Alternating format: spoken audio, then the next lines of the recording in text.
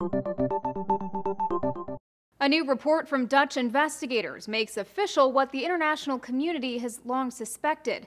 The crash of MH17 was no accident. Pieces of the plane still lie in the field where it crashed in mid-July.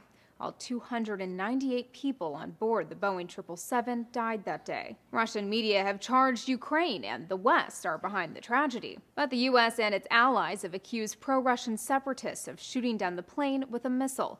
Accusations Russia and the rebels have dismissed. MH17 has been shot down over the eastern Ukraine, it seems, by Russian-backed rebels. That's the conclusion you might draw from this preliminary report, despite the fact that it doesn't assign any blame.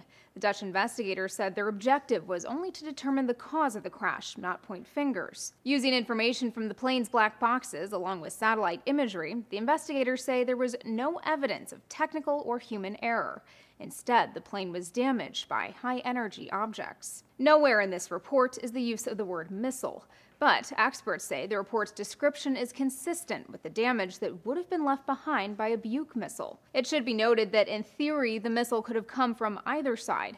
Both the Russian and Ukrainian militaries have access to these surface-to-air missile systems. Still, Western officials say they have little doubt the rebels fired at the plane, not Ukraine. Among their evidence, the day of the crash, a pro-Russian rebel leader appeared to take credit on social media for shooting down a plane.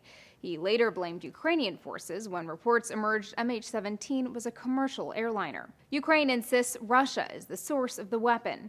Ukrainian intelligence officials have released videos showing what appears to be a surface-to-air missile system in rebel territory traveling back to Russia, with at least one of its missiles missing. They also released this audio from an intercepted phone conversation they say was between a top rebel leader and a Russian official.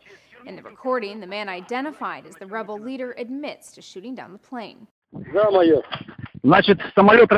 The Dutch report isn't conclusive. The investigators say they still need to return to the crash site before they can release a final report.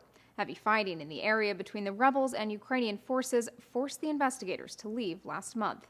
For Newsy, I'm Elizabeth Hagedorn, multiple sources, a broader view.